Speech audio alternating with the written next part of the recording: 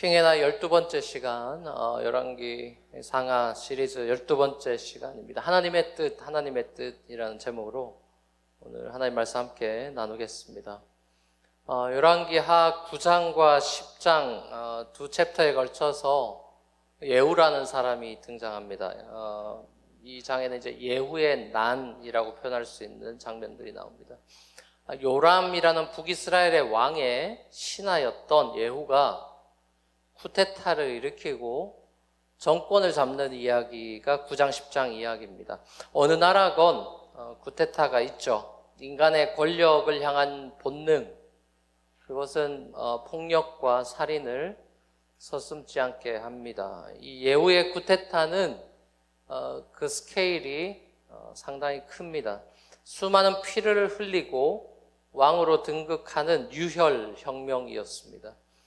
총 7번의 살해 장면이 9장과 10장에 그려져 있습니다. 제일 첫 번째는 북이스라엘의 왕이었던 요람을 살해하는 장면이고, 두 번째는 남쪽 유다 왕이었던 아하시야였고요.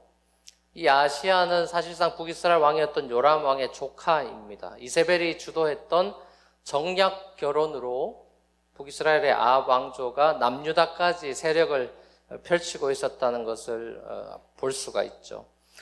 그 다음 세 번째로는 이세벨, 이 모든 것의 배후에 있었던 이세벨의 죽음입니다.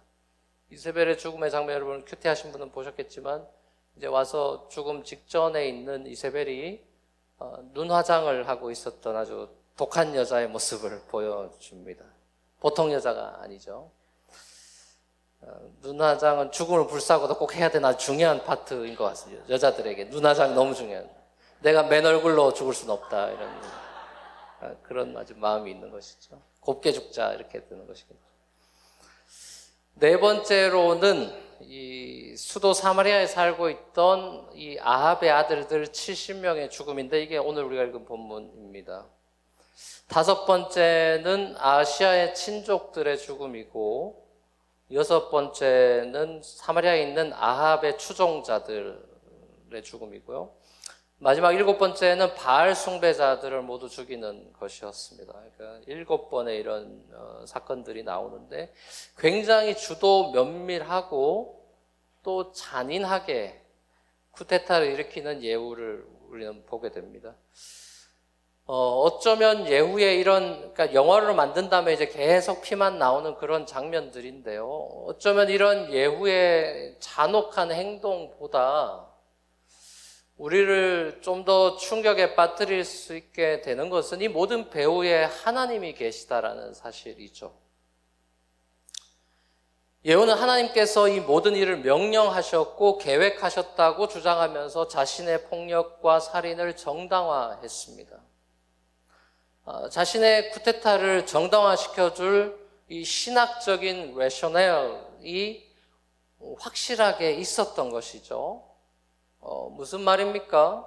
예후가 왕이 되는 것은 이미 오래전부터 하나님의 계획 가운데 있었습니다. 열왕기상 19장 여러분 기억하시죠? 로뎀나무 아래 번아웃되어 있던 엘리야, 호렙산으로 가서 또 동굴에 숨었던 엘리야, 그 번아웃된 엘리야를 하나님이 회복시키실 때 엘리야한테 3가지 미션을 주지 않습니까? 3가지 미션이 다 기름 붓는 것인데요. 시리아 아람에 있는 하사엘이라는 사람을 왕으로 기름 부어라. 그리고 예후를 이스라엘 왕으로 기름 부어라. 그리고 엘리사를 네 다음으로 선지자로 기름 부어라. 이 3가지 사명을 엘리야가 받고 호렙산을 내려오죠. 그리고 내려와서 엘리사와 만나지 않습니까? 자, 그런데 이제 엘리야가 기름 부은 사람은 결국 엘리사밖에 없어요. 앞에 둘, 하사엘과 예후는 엘리야가 기름 붓지 않습니다. 엘리사가 기름을 붓습니다. 몇십 년 후에 벌어진 일이죠. 오늘 본문 바로 앞장에 보면 엘리사가 이제 그 하사엘을 기름 붓는 장면이 나오는데, 그리고 오늘 예후가 나오는 거 아닙니까? 이제 엘리사가 이제 이 시리아에서 찾아온 하사엘에게 예언을 할 때, 이스라엘을 이 하사엘이 왕이 되고 나면 이스라엘을 얘가 쳐들어와서 괴롭히려니까 그걸 미리 내다보고 우는 장면이 나옵니다. 엘리사가 울면서 기름을 붓습니다. 하사엘이 그 길로 이제 시리아 자기 나라로 돌아가서 때마침 병들어 누워 있던 그 당시 왕 베나닷이 이제 침대에 누워 있는데 병들어 있으니까요. 이제 담요에 물 적셔가지고 얼굴을 덮어서 죽입니다. 그리고 이제 하사엘이 왕이 되죠. 쿠데타로 이제 이 하사엘이 시리아의 왕이 돼요. 예후랑 비슷합니다. 쿠데타 했다는 점에서. 근데 그런 사람들을 엘리사가 기름을 부은 것이죠.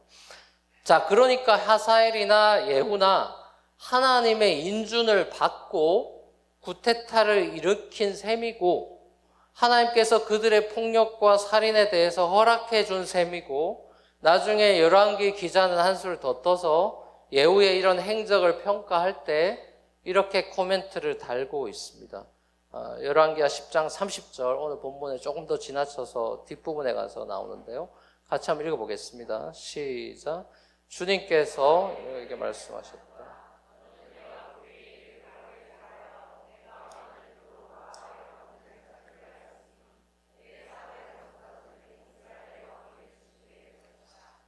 자, 보세요. 앞에서 살펴본 예후의 7번의 시리즈 사례들에 대해서 하나님은 잘했다 그랬습니다. 바른 일이었다. 잘했다.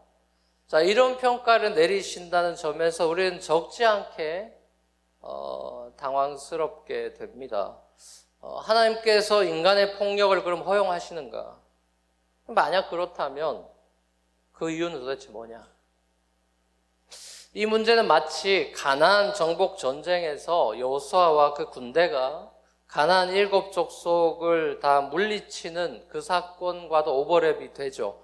영유아까지 인펀트까지 모조리 다 죽이는 그런 잔인한 전쟁. 그것이 하나님의 폭력성을 보여주는 듯합니다. 하나님의 폭력성이라는 이 부분, 굉장히 불편할 수 있는 부분, 제가 쉽게 여기서 다룰 수 있는 부분 같지는 않고요. 그러다 제가 하나님한테 혼날 것 같아서 하나님의 폭력성, 굉장히 인터레스팅하고 빅 이슈인데 뒷부분에 가서 조금 더 살펴보기로 하고, 먼저 본문의 의도 그리고 의미를 먼저 살펴보는 게 필요할 것 같습니다. 열왕기 기자가 왕들의 이야기를 지금 쭉 써내려가는 이야기들을 우리가 살펴보고 있는데, 이 왕들의 이야기를 써내려가는 구조를 살펴보면 크게 보면 두 가지입니다. 두 기둥이 있다고 표현할 수 있을 것 같아요. 하나의 기둥은 하나님의 주권이라는 것이고, 또 다른 기둥은 하나님의 주권이 첫 번째고, 두 번째 기둥은 인간의 순종입니다. 그러니까 이스라엘의 역사라고 하는 것이 결국 하나님의 주권적인 통치 안에 들어있다라는 것을 이 열왕기 기자는 계속해서 강조하죠. 사실상 어떤 왕이 잘했고 괜찮은 왕이고 어떤 왕이 잘못하고 악한 나쁜 놈이냐, 이런 거를 꼬치꼬치 따지고 드는 것이 열왕기서의 주 목적은 당연히 아닙니다. 하나님께서 어떻게 이스라엘의 역사를 끌고 가시는가, 이게 이 열왕기서의 주 목적은 있죠. 이스라엘 역사의 업앤다운 가운데, 그 역사의 굴곡 가운데 하나님은 어떤 식으로 행동하시는가, 하나님은 그 행동을 볼 때 어떤 하나님이신가를 보여주는 것이 이 열왕기 기자의 기록 목적이라고 할 수 있겠습니다. 열왕기서는 오래전부터 이스라엘과 언약적인 관계를 맺은 여호와 하나님이 어떻게 이스라엘을 통치하시고 섭리하시는지를 그려주고 있죠. 어떤 특정한 왕을 롤모델로 주목한다거나 영웅화시키는 작업을 절대로 하지 않습니다. 솔로몬을 비롯해서 모든 왕들은 사실상 영웅이 아닙니다. 하나님께서 영웅이나 위인 될 만한 애를 골라 쓰시는 분이 아니라는 것을 오히려 열왕기서는 계속해서 보여줍니다. 하나님과의 언약적인 관계를 벗어나면 그 누구도 선한 왕이 될 수 없고, 특별히 이스라엘이란 한 나라가 주변 국가하고 전쟁하면 모조리 질 수밖에 없다는 걸 보여주죠. 하나님과의 언약적인 관계를 벗어난 상태에서 이룬 그 어떤 정치적인 외교의 성공이라든지 경제적인 성공, 이런 거 싹 다 부질없다, 그거 성공 아니라고 적고 있습니다. 이스라엘뿐만 아니라 주변 국가들의 진정한 왕이 누구냐, 이제 이걸 보여주는 책이죠. 여호와가 단지 이스라엘이라는 한 국가 안에 갇혀있는 지역신, 어떤 수호신 개념이 아니라 모든 국가의 경계를 넘어서서 다스리고 있는 왕이다, 이제 이걸 보여주는 거죠. 그런 힌트들이 여기저기 나오죠. 엘리사가 시리아의 하사엘이 왕 될 거 예언 왜 해줍니까? 남의 나라인데요. 남의 나라가 아닌 것이죠. 엘리사가 시리아의 하사엘이 왕 될 걸 예언하는 장면이라든지, 시리아의 나아만 장군이 이스라엘 찾아와서, 엘리사 찾아와서 나병이 낫게 되는 장면들, 자, 이런 것들이 다 하나님의 왕대심, 시리아의 왕도 하나님이다, 이걸 보여주는 것이죠. 한 나라의 흥망성쇠가 하나님 손에 달려있다라고 하는 하나님의 그 주권을 계속해서 보여주고 있는 셈입니다. 어떻게 하나님께서 이 땅에 당신의 나라, 당신의 왕국을 펼쳐나가시는지를 열왕기 기자는 역사를 진술해 나가면서 차근차근 독자들에게 보여주고 있습니다. 자, 그렇다면 하나님께서 당신의 왕되심을 이 땅에 드러내시는 게 주 목적이라면 하나님께서 이 땅에 당신의 왕되심을 어떻게 드러내실까요? 하나님이 온 인류 모든 나라, 미국, 한국, 중국, 동남아 모든 곳에 왕되신 분이라는 것을 하나님은 이 땅 가운데 어떻게 드러내십니까? 자, 이 부분이 굉장히 중요하고 또 열왕기서에서도 계속해서 강조하고 있는 부분입니다. 하나님께서 도대체 당신의 왕되심을 이 땅 가운데 어떻게 드러내시느냐, 이 땅을 통치하시고 다스리시는 방식 혹은 방법이 뭐냐 라는 질문이 중요한 것이죠. 보이지 않는 하나님께서 여전히 일하고 계시다는 사실을 우리가 도대체 어떻게 알 수 있느냐, 자, 이 질문에 대해서 열왕기 기자는 클리어한 앤서를 주는 것이 바로 말씀이다, 이렇게 나오는 것이죠. His word, 하나님의 말. 우리 이제 하나님의 말씀을 높이니까 말씀이라고 하지만 그냥 영어로 하면 His word, God's word, 하나님의 말. 하나님의 말이 떨어지고 이 땅 가운데 말이 이제 spoken 되면 no matter what 돼버리죠. 그러니까 하나님이 이 땅 가운데 당신의 말을 내뱉고 그 말이 되게 하는 방식으로 이 땅을 통치하고 다스리고 본인이 왕이라는 것을 보여줍니다. 이게 무슨 말이냐?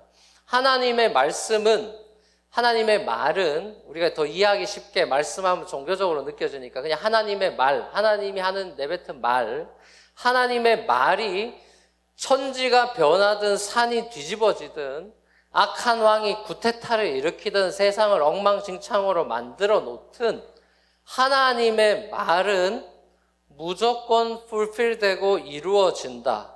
수십 년이 지나도 엘리야에게 했던 말이 지금 풀필됐다는 것으로 예후 사건도 결론이 나고 있잖아요. 자, 이게 이제 하나님의 통치 방식이고 방법이, 하나님이 말로 다스린다는 소리인데요, 쉽게 말하면. 자, 분명한 사실이 인류 역사의 시작점에서부터 분명히 나타났었습니다. 생각해 보십시오. 창세기로 돌아가면 세상은 하나님의 말로 창조되었습니다. 빛이 있으라 말하면 빛이 생깁니다. 이것이 인류의 시작이죠. 인류는 말로 시작되었습니다. 그리고 태초부터 지금까지 하나님의 왕되심과 다스리심은 이 하나님의 말의 권위와 그 진실성, 그것을 통해서, 그걸 이제 우리는 진리라고 얘기하죠. 하나님의 말의 권위, authority와 그 authenticity, 그 어떤 진리, truthfulness, 그것을 통해서 이 땅 가운데 능력으로, 파워로 드러났습니다. 어떠한 영웅의, 한 인간적인 영웅의 어떤 초능력이나 슈퍼 스킬이나 어떤 슈퍼 위즈덤, 그런 것으로 이 세상이 괜찮은 세상이 된다거나 하나님이 흡족할 만한 하나님의 나라와 왕국으로 변할 수 있는 게 아니라 오직 하나님의 말이 이 땅을 하나님의 왕국으로 행복한 세상으로 바꿀 수 있다라는 하나님의 주장입니다. 인류의 타락이 어떻게 시작됐는지를 또 창세기로 돌아가서 살펴보면 세상이 왜 이렇게 된 겁니까? 하나님의 말을 어기는 것에서부터 출발한 것입니다. 인간의 타락으로 인해서 사람들이 하나님의 말을 곧이곧대로 듣지 않습니다. 창조주의 뜻이나 말, 그야말로 자기 인생에 하나도 중요하지 않게 되었습니다. 호텔에 성경이 있어도 사람들은 성경을 그렇게 귀하게 생각하지 않습니다. 우리 집에 돌아다니는 성경이 그렇게 많아도 우리는 하나님의 말의 권위나 능력에 대해서 그렇게 신뢰하지 않아요. 자, 오직 인간들은 내 뜻이 이루어지기를 소망하게 됐습니다. 내 말이 중요하고 내 생각이 중요하게 됐죠. 하나님과 같은 전능자가 되겠다라는 야망을 품고 그렇게 도전하는 바보 같은 인간은 없지만 실제로는 자기가 자기 삶의 주인이 되고 왕이 되어서 자기가 자기 삶을 다스리려고 하는 셀프 킹덤을 만드는 이제 그런 삶을 사람들은 살게 되는 것이죠. 아무리 도덕적으로 나이스한 사람이고 선한 일을 많이 베풀고 신문에도 나고 착한 사람이라고 사람들의 아무리 많은 존경을 받는다 할지라도 자기 삶의 주인이 자기라면 그것은 사실상 죄송하지만 다 페이크라고 볼 수 있는 것입니다. 결국 자기 영광을 위해서 그런 선한 일도 하는 것이죠. 자기가 자기 삶의 주인이 되고 왕이 돼서 누구의 말도 듣지 않는 그런 사람들 세상에 많고 특히 뉴욕에 많죠.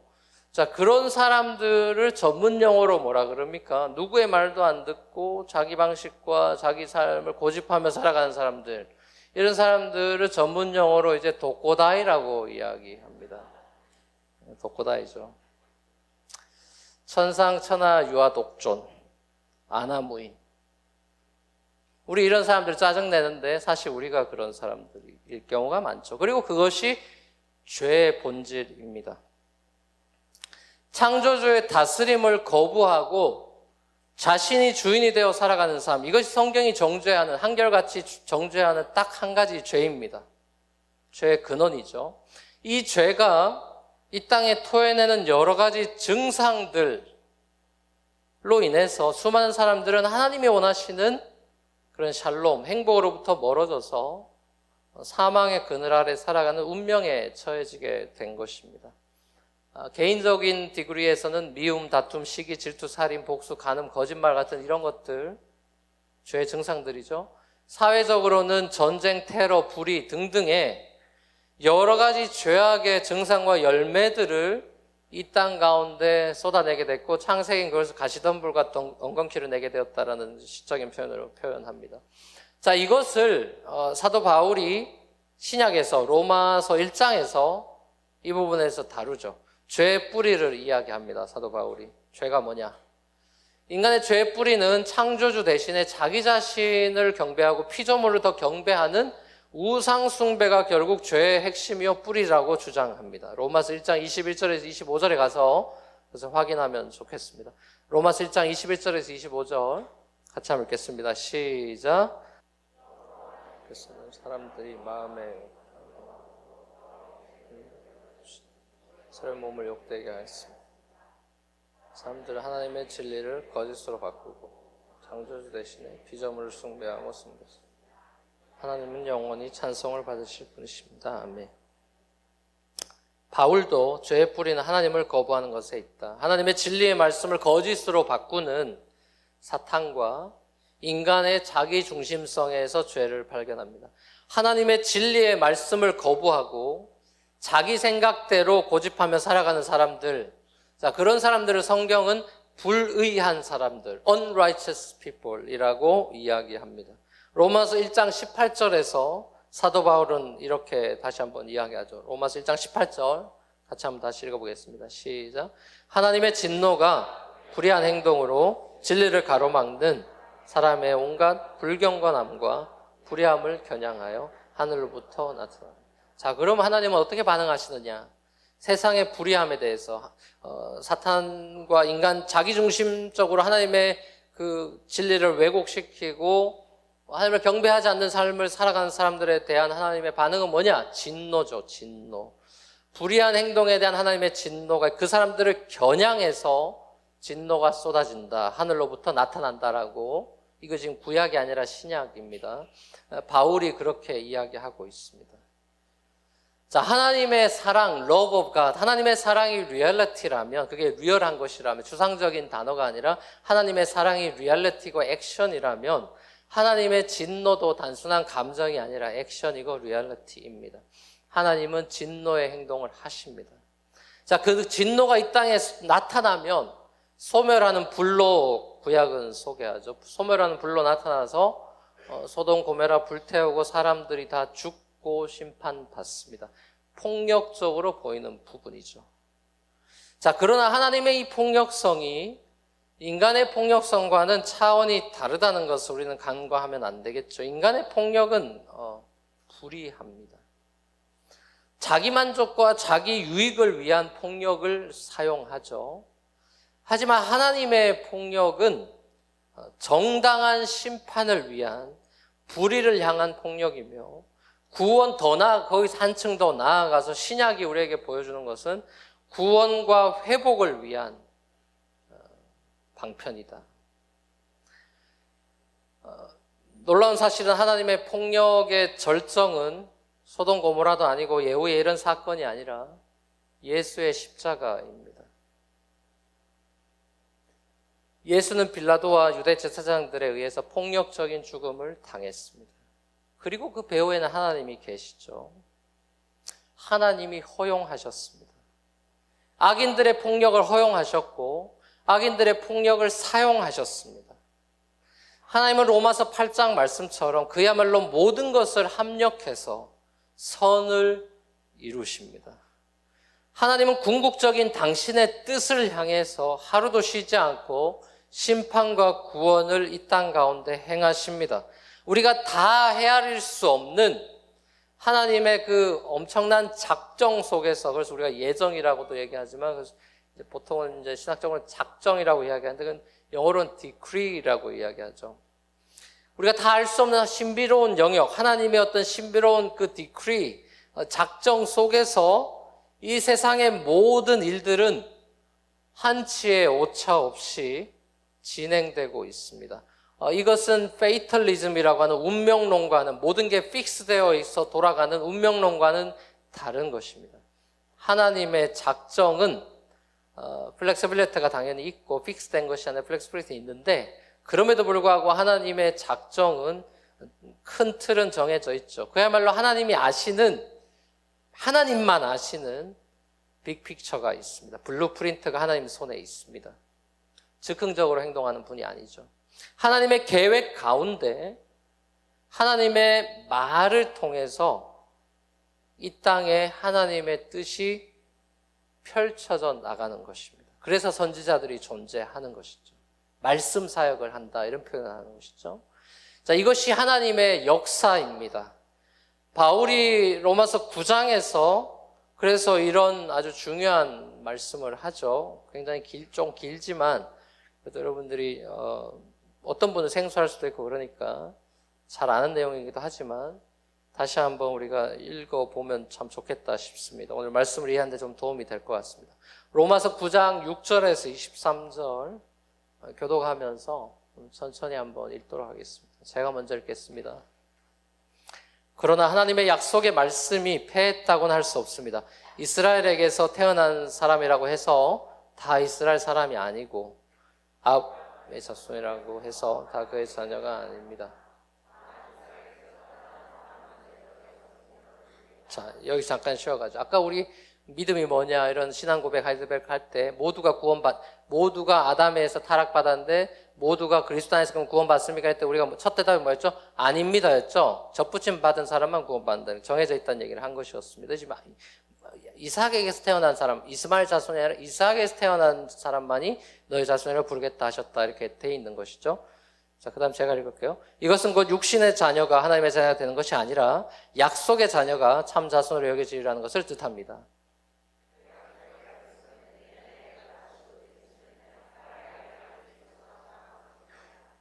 그뿐만 아니라 리브가도 우리 조상 이삭 한 사람에게서 쌍둥이 아들을 수태하였는데 그들이 태어나기도 전에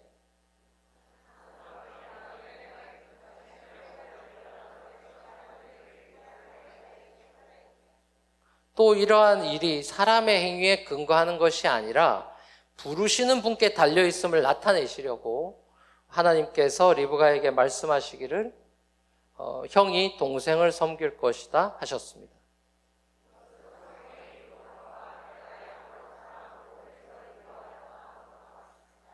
그러면 우리가 무엇이라고 말을 해야 하겠습니까?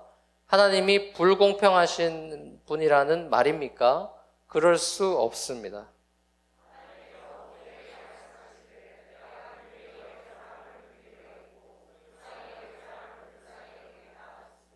자, 이제 그 다음 요 말씀이 중요하죠, 굉장히.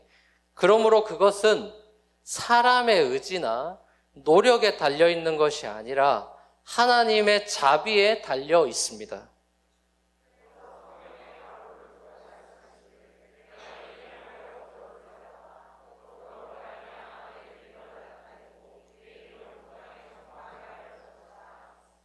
그러므로 하나님께서는 긍휼히 여기시고자 하는 사람을 긍휼히 여기시고 완악하게 하시고자 하는 사람을 완악하게 하십니다.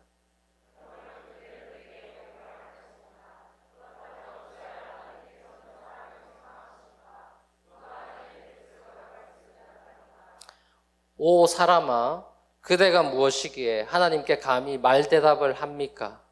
만들어진 것이 만드신 분에게 어찌하여 나를 이렇게 만들었습니까? 하고 말할 수 있습니까?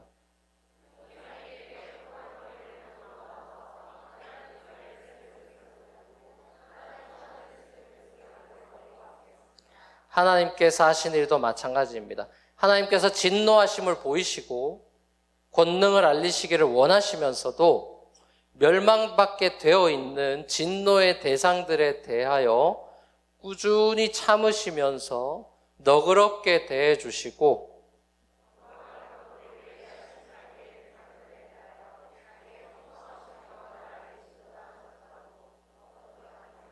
같이 읽을까요? 하나님께서는 우리를 부르시되 유대 사람 가운데서만이 아니라 이방 사람 가운데서도 부르셨습니다. 자, 아주 토기장의 비유도 나오고 하나님의 어떤 주권 그리고 진노, 긍휼 이런 아주 신학적인 중요한 주제에 대해서 바울이 다루고 있습니다. 아브라함의 구원과 그리고 이방인들의 구원, 곧 사람의 구원이라고 하는 것이 오로지 하나님의 자비에만 달려있다는 사실을 보여줍니다. 그런 면에서 사실은 내가 믿어서 구원 얻었다는 얘기도 사실은 할 수가 없습니다. 우리의 믿음이 우리를 구원하는 것이 아니라 하나님의 자비가 우리를 구원하는 것이죠. 그러니까 믿음, 신앙 이런 것들은 우리 편에서 하나님께 클레임할 수 있는 게 사실은 하나도 없어요. 하나님의 자비가 아니면 우리는 구원을 받을 수가 없습니다. 에베소서 1장이나 2장에서도 사도 바울이 한결같이 주장하듯이 그럼 왜 그렇게 하시느냐? 왜 우리가 하는 게 없이 다 하나님 혼자 다 하는 거냐, 구원에 있어서? 자, 그 이유를 에베소서에 가면 클리어하게 바울이 얘기하는데요. 이는 아무 육체도 자랑치 못하게 함이라고 나옵니다. 그래서 믿음이 선물이라고 나오는 거예요. 선물 내가 만든 게 아니기 때문에, 선물은 받은 거기 때문에 아무도 그거 자기가 괜찮아서 구원 받았다느니 이렇게 하니까 되더라느니 이런 거 못하게 하려고 전적인 하나님의 은혜로 구원을 줬다. 그래서 어쩌자는 거냐 했을 때 이제 에베소서 1장에서 바울이 뭐라 그러죠? 오직 하나님의 은혜의 영광을 찬미하게 하기 위해서 그렇게 하셨다고 얘기하죠. 하나님이 당신의 영광을 위해서 당신의 말을 통해 영원히 이 땅을 다스리는 주권자가 되십니다. 그리고 이 하나님의 주권은 하나님의 그 말씀 자체이신 예수께서 육신의 몸을 입고 이 땅에 오셔서, 우리 그 말씀이 육신이 되었다고 요한복음 1장에 얘기한 성육신 인카네이션을 얘기하는 것이죠. 말씀이신 예수가 육신의 몸을 입고 이 땅에 오셔서 하나님이 구약에 내뱉었던 수많은 말과 율법들, 이래라 저래라 하셨던 내용들, 이거 하지 마라 저거 하지 마라 했던 모든 내용들을 예수가 이 땅에 오셔서 완전히 그 삶을 순종하는 삶을 사시고 십자가에서 죽기까지 복종하셔서 그 율법을 완성하고, 그리고 그 보상으로 하나님이 그를 3일 만에 부활시키셔서 하나님의 주권과 권세를 아들 예수에게 다 유업으로 이양해서 물려주죠. 그 얘기가 마태복음 28장 맨 마지막에 나오는 거죠. 하늘과 땅의 권세를 내게 다 주셨다는 얘기가 그 얘기입니다. 이제 예수가 왕으로 등극합니다. 그러니까 이 모든 이스라엘의 왕을 포인팅하고 있는 메시아 예수가 왔다는 소리고, 그분이 진정한 하나님의 왕국을 이뤘다는 소리죠. 하나님이 이제 아들 예수 그리스도가 진짜 왕이고, 이 왕이 진짜 왕, 이 왕 괜찮냐 뭐 평가하고 난리가 나는 이거 다 이런 왕들로는 안 된다는 거 보여주는 거지, 뭐 솔로몬처럼 하자 이런 얘기가 우리에게 주는 교훈이 아니죠. 이런 모든 왕들의 이야기가 포인팅하고 있는 결정적인 왕, 그 왕이 와야 된다는 것을 구약은 보여주고 있고, 그 왕이 왔고요. 약속대로, 이게 또 말씀대로 온 거죠. 온다고 했으니까요.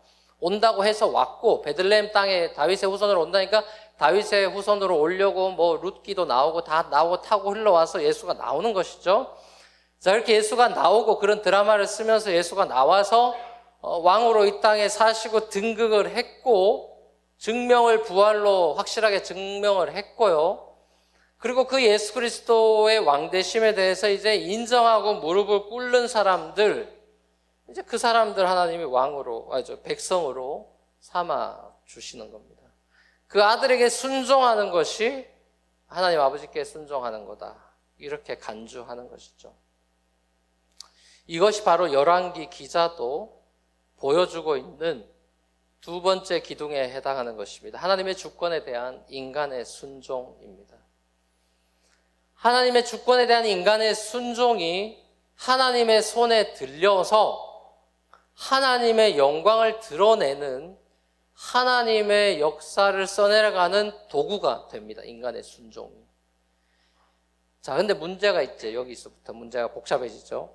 하나님이 그런 방식을 선택하시는데 모든 사람이 죄를 지어버렸기 때문에 하나님의 영광에 이르지 못했다고 로마 3장에 나오니까, 모든 사람이 죄를 지어버렸고 하나님의 영광 근처도 못 가는 사람들이 되었기 때문에 인간들의 역사, 인간이 써내려가는 뭐 바벨탑 문화며 뭐며 도시의 문화며 뭐며 모든 것들이, 그리고 이스라엘의 역사가 보여주는 것은 절망의 역사죠. 우리식으로 표현하면 흑역사죠. 흑역사. 지우고 싶은 역사들이죠. 자, 그렇기 때문에 하나님이 당신의 계획 가운데 자신의 아들 예수를 이 땅에 보내셔서 하나님의 말, 하나님이 하신 모든 약속과 언약의 말들을 온전히 다 순종해서 그걸 풀필하고, 마치 엘리야가 했던 말이 예후를 통해 이루어지고 뭐 누구 말이 누구를 통해 다 이루어졌다, 이거 증명하는 게 성경의 작업인데, 예수가 이 모든 말을 완성하셔서 이 긴 이 땅의 히스토리에 반전을 이끌어 내셨다. 이게 이제 복음의 반전이죠. 그 인류의 구원과 회복을 위해서 하나님이 쉬지 않고 일하셨다. 그리고 때로는 진노와 폭력마저도 잠깐 동안 허용하셨다. 자, 이것은 우리가 풀리 잘 이해하기는 어려운 부분입니다. 뭐 악이나 고통의 문제도 마찬가지고, 이것은 합력하여 선을 이루신 하나님의 독특한 방식. 우리가 다 이해하기는 어려운 부분이지만 더 이해할 수 없는 것은 아들에게 폭력을 가할 정도의 그런 하나님의 잔인한 사랑, 잔인한 자비하심, 그 우리가 측량할 수 없는, 상상할 수 없는 그 자비하심에 기초하고 있다는 것은 분명하죠. 오늘 본문에 나오는 예후는 나중에 10장 31절 끝부분에 보면 예후에 대한 평가가 나오는데, 그 예후에 대해서 전심으로 하나님의 율법을 지켜 행하지 않았다, 그리고 여로보암의 죄를 떠나지 않았다라고 하는 부정적인 평가를 예후가 받습니다. 예후는 아합 왕조, 이세벨과 그 아합 왕조, 더 정확하게 말하면 아합의 아버지가 옴므리니까 옴므리 왕조라고 표현하는데요, 예후는 이 옴므리 왕조, 아합 왕조를 심판하시려는 하나님의 심판의 도구로 쓰임은 받았지만, 아이러니컬하게도 자기 자신은, 바알 숭배자 다 죽였지만 자기 자신은 바알을 숭배하는 우상 숭배자의 삶을 사는 아이러니컬한 삶을 살았다라는 것이에요. 굉장히 이제 이런 사람의 드라마나 히스토리하는 아이러니가 많죠. 근데 우리 삶에도 아이러니가 많죠. 우리 실컷 남 욕하다가 자기도 그 짓 하는 경우가 많죠. 그러니까 이런 아이러니가 있습니다. 예후가 딱 그런 사람입니다. 자, 그러면 이런 스토리를 우리가 왜 들어야 되고, 그럼 이걸 통해서 우리가 뭘 어쩌라는 거냐? 이런 이제 결론에 도달을 했는데요. 이제 오늘의 적용과 이제 그런 우리의 어떤 깨달음 쪽으로 나아간다면, 하나님이 우리에게 이 말씀을 통해서 깨닫게 하시려고 하는 건 뭐냐? 이 시대에 우리에게 주신 하나님의 메시지는 뭐냐? 자, 결론을 지은다면 뭐 개인적인 적용은 여러분들이 다 해보면 될 것 같고요. 제너럴한 애플리케이션으로 설교를 마무리한다면, 저와 여러분들의 삶이, 그리고 이 땅의 역사라고 하는 것이 오로지 solely 창조주 하나님의 손에 달려있다. 그분이 창조하셨고, 그분이 섭리하시고, 그분이 완성하신다. 이게 기독교 신앙의 핵심이죠. 우리의 삶이, 그리고 이 땅의 역사가 창조주의 손에 오롯이 달려있다는 것과, 그분의 말이 육신이 되어 이 땅에 오신 예수 그리스도가 유일무이한 영원한 우리 개인과 영원한 세상의 왕이 되셔서 그분의 통치를 우리가 받아들이고 그분의 말을 우리가 따르고 순종하며 살아가는 삶이 인간의 삶이다. 교회나 가정이나 우리가 하는 모든 액티비티나 모든 우리의 취미 활동이나 우리의 모든 삶의 영역들, 이 모든 부분에 때론 우리의 실패와 실수와 죄와 악과 불의와 이 모든 우리의 인생에 지우고 싶은 부분들까지도 하나님의 선하시고 능력 있는 그분의 주권적인 손바닥 위에 있기 때문에 하나님이 하나님의 시나리오를 쓰실 것이다. 자, 이것이 우리에게 왜 중요합니까? 이것이 우리에게 왜 중요할까요? 하나님이 다 알아서 하는데 난 뭐냐? 이렇게 이제 마음이 꼬인 죄의 옛사람의 본성은 또 이렇게 시니컬하게 하나님 앞에 나올 수 있는데, 자, 그럼 우리는 어쩌라는 거냐? 하나님이 처음부터 끝까지 다 알파와 오메가고 예수님이 다 처음부터 끝까지 다 한다는데, 그럼 우리는 어쩌라는 겁니까? 하나님이 다 알아서 하신다는 것이 우리의 순종에 대해서 게으르게 만든다거나, 그러니까 뭐 내가 기도해봐야 소용없고 전도해봐야 소용없고 하나님이 뭐 구원할 사람 다 구원하고 뭐 내가 하나님 뜻 다 알지도 못해서 엉뚱한 기도 할 바에야 기도 안 하는 게 낫고 그냥 짧게 기도 30초, 안 그래도 바빠 죽겠는데 30초만 기도해서 하나님 뜻대로 내 삶이 이루어지기를 원합니다. 이렇게 고상하게 기도하고 마무리하고는 그냥 살아가겠다고.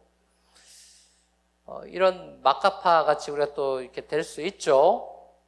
왜 안 그런 것처럼 이렇게 웃으시네. 나만 그런가? 저 귀찮을 때 그런 식으로 많이 이렇게 하는데, 기도하기 힘들고 막 이렇게 우리 새벽 기도 가야 됩니까? 그냥 또 알아서 기도하면 되지 뭐 제가 꼭 가야 되나요? 뭐. 하나님이 나타나셔서 말씀해 주시죠. 뭐. 우리의 순종과 책임을 제껴놓고 하나님이 주권을 행사하는 그런 분이 아니죠. 하나님의 주권과 우리의 책임과 순종이 시줄과 날씨처럼 인터트와인 되어 있습니다. 그래서 성육신 하셨죠. 하나님이 알아서 다 할 거면 예수님이 피곤하게 오실 필요도 없습니다. 우리를 존중하시기 때문에 죄인이지만 존중 안 해줘도 될 진노의 자녀들을 존중하시기 때문에 하나님도 함부로 우리의 삶을 다루시진 않습니다. 우리 아까 제 하이델베르크에서 고백했듯이 엄청나게 오래 참으시고 기다리고 탕자 비유처럼 계속해서 우리가 주님 앞에 나올 때까지 기다리는 한없는 자비와 은혜로 우리를 대해주고 계시죠. 우리가 그 하나님의 은혜와 자비하심을 진짜 마음으로 깊이 깨닫기만 할 수 있다면 그 하나님의 놀라운 자비하심에 우리가 항복하며 무릎을 꿇고 우리의 삶을 온전히 주님 앞에 드리며 주님이 나의 삶의 역사를 써내려 가시기를 기대하고 소망하며 하나님의 마지막의 엔딩은 복음의 반전이며 심판이 아니라 우리의 구원이며 찬양과 영광이며 승리일 것에 대한 하나님이 그렇게 말했기 때문에 우리가 잘 살았기 때문이 아니라 하나님이 그렇게 말을 했기 때문에 하나님이 그렇게 하실 것이라는 것에 대한 하나님의 faithfulness와 변치 않음에 대한 우리의 신앙의 고백으로 우리는 살아갈 수 있는 것이죠.